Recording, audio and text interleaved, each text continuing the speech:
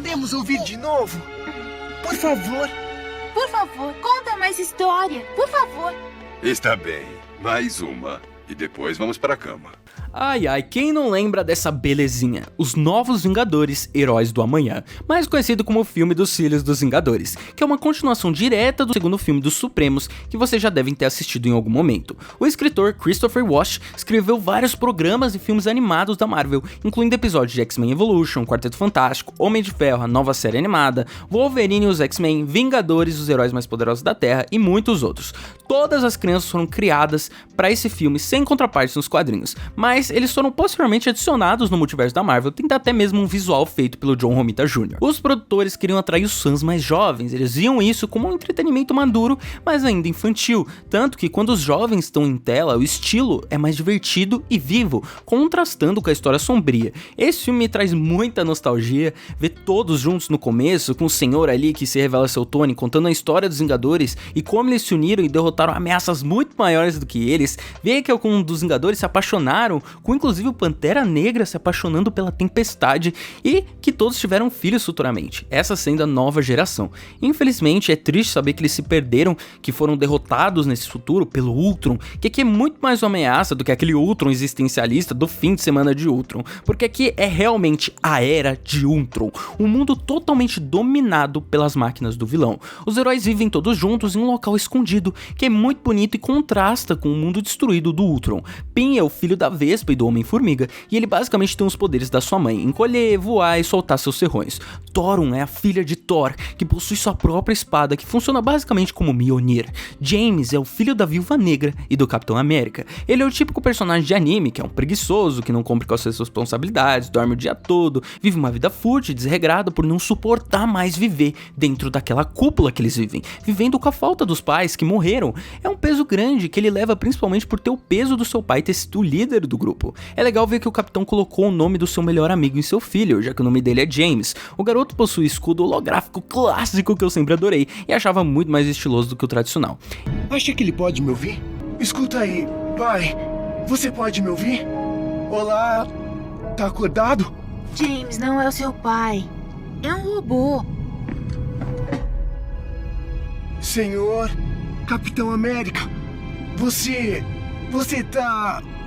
tá ligado? Esse dilema do James é muito triste, o fato dele praticamente implorar em uma cena para que o robô do seu pai se ligue para que ele possa pelo menos ouvir a sua voz. Azari é o filho da Tempestade e do T'Challa, tendo os poderes do Pantera Negra, mas também os de eletricidade da sua mãe, sendo dos mais interessantes e poderosos para mim. É uma combinação sensacional. Todos eles ficam sob a tutela do Tony Stark, agora aposentado e vivendo para proteger os garotos. Os trajes são muito bacanas e eu admito que esse design dos personagens, o traje do James é uma versão do clássico traje do Bucky. Do Pym é o mesmo da sua mãe, e assim por diante. A história se inicia com o Visão chegando destruído na base. Ele nem ao menos faz ideia de que o mundo foi destruído, existe um filho perdido que ainda tá vivo, o filho do Gavião Arqueiro. A história basicamente começa quando os Vingadores de Ferro são acidentalmente libertados pelos garotos e acabam revelando a localização da base secreta em que estão todos localizados. O que torna esse filme tão especial é que a ameaça é real. O filme constrói no roteiro uma ameaça, constrói um porto seguro, onde os heróis estão seguros de qualquer mal, e no momento que o próprio roteiro destrói esse porto seguro, a ameaça se torna assustadora porque existem consequências. O filme constantemente reafirma que as crianças são a última esperança da raça humana e de que a vida do Tony está em risco quando ele enfrenta o Ultron sozinho. Os produtores projetaram o Tony Stark para ser o mesmo solteirão playboy que ele era anteriormente, exceto ao mostrar como ter filhos muda uma pessoa, já que o Tony de antigamente nunca se arriscaria tanto por alguém quanto ele se arrisca pelas crianças que ele mesmo criou.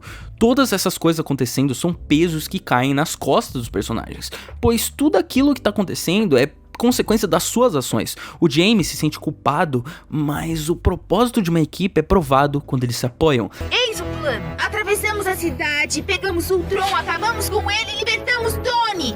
Sabe, um grupo não deve ser formado só por ser um maior número para derrotar mais ameaças, mas porque juntos eles trazem o melhor um dos outros, de forma única e especial. E aqui eles realmente são uma família, já que eles cresceram juntos. É uma história que faz justiça aos quadrinhos, apesar da animação travada e do estilo simples, o roteiro e, é claro, a nostalgia faz com que a experiência seja muito boa. Eu lembro de assistir esse filme diversas vezes, sozinho, com amigos, com os meus pais, e eu praticamente sabia ele de cor, e tenho certeza que marcou muito mais gente do que eu. A cidade do Ultron é outro aspecto assustador, totalmente industrial, a inconsequência da Thoron quase os mata, por ela acreditar que os poderes herdados de Thor a façam indestrutível, mas isso se prova errado. Esse combo de eventos os faz encontrarem o filho do Gavião, que diferente de todos teve que viver no meio desse caos, ao invés de viver no meio da pureza em que essas crianças cresceram. Isso enche de ódio, afinal, imagina sofrer a vida toda e perceber que não precisava ter sofrido tanto assim.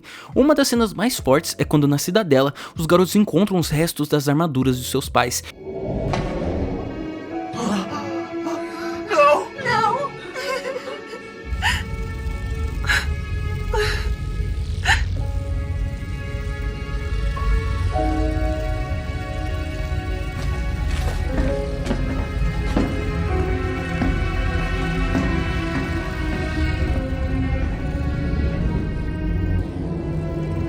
E precisam ver a falha deles diretamente, não só deles, mas de todos os outros heróis. Todos morreram. Tony é o responsável pela construção do Ultron e vive com a culpa de todos seus amigos terem morrido por conta do seu ego e ousadia. Eu criei vocês. Espero, como seus pais gostariam. Eu devia isso a eles.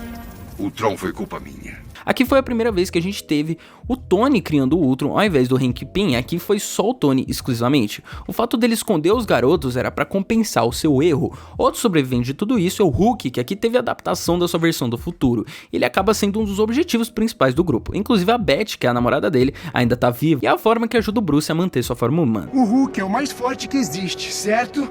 Se o Hulk não vai até o Tron, então traremos o Tron até o Hulk. Mesmo com os riscos, os garotos se arriscam pra derrotar o vilão. O dilema de Thoron é um pouquinho pior do que o dos outros, afinal, o seu pai abandonou no planeta Terra pra proteger Asgard. E tá, tem essa cena aqui que ele ajuda ela a recuperar a espada, mas é sério que depois de deixar a filha sozinha por tanto tempo, é isso aí que ele faz? A missão final deles é assustadora, ironicamente eles precisam lutar contra os robôs dos seus pais, e por mais que eles estejam indo sim bem, a derrota é iminente. O Bruce vive um dilema muito pior, se transformar no Hulk novamente e salvar as crianças, ou perdê-las e manter sua sanidade. Acho que aqui a gente tem uma das adaptações mais assustadoras do Hulk.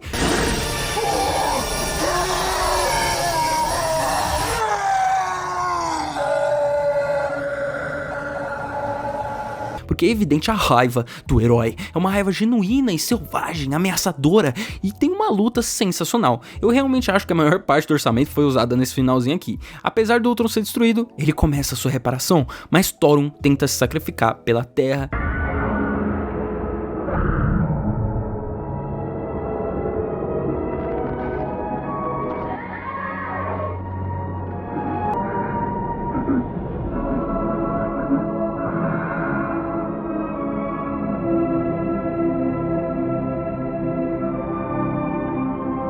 E é salva pelo seu pai, que na realidade nunca abandonou, mas a deixou lá por saber que ela seria a única capaz de derrotar o Ultron.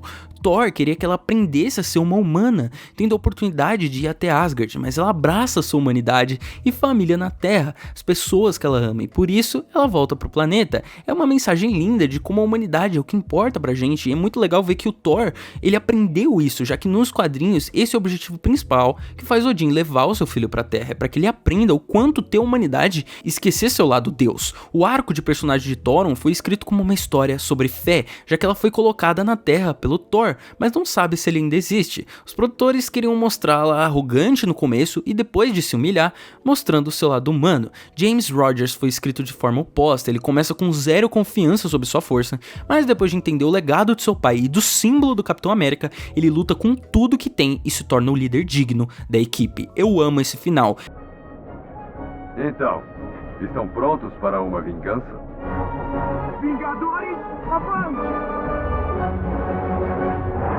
E apesar de simples, como eu tô dizendo desde o início, é mágico relembrar o quanto esse final enchia minhas tardes e noites e me fazia feliz. É legal ver como o roteiro entende as particularidades de cada personagem e seus dilemas, os apresentando muito bem, baseado nos dilemas também dos seus pais. E assim, uma história muito boa, e eu sinto muita nostalgia, como eu falei pra vocês, de assistir ela. Eu gosto muito dos personagens, apesar de ser uma história curta, ela consegue entregar uma boa história com bons desenvolvimentos de personagens, apesar de, por exemplo, o filho do Pantera, o filho da Vespa, o filho do Gavião, ficarem um pouco sem desenvolvimento e os protagonistas serem mesmo a Thoron e o James, ainda assim é muito legal e eu realmente veria outras produções envolvendo os garotos, até mesmo um quadrinho, algo que, como eu falei, já tinha sido considerado pela Marvel anteriormente. Enfim, muito obrigado por terem assistido mais uma produção nossa aqui. É uma história curta, mas realmente é muito boa, dos Novos Vingadores, os heróis de amanhã. Para ser mais exato, os Filhos dos Vingadores.